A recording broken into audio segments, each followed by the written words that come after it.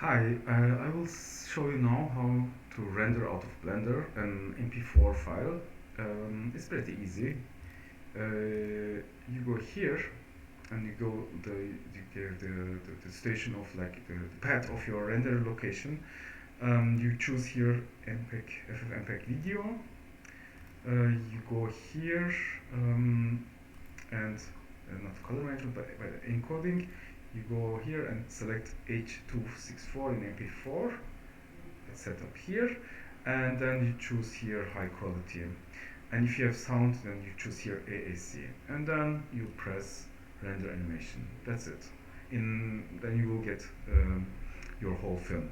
Of course you have to choose your output size. If you want to render HDTV 1080p, this is HD, full HD size, and you have to also fit here the duration of your animation here.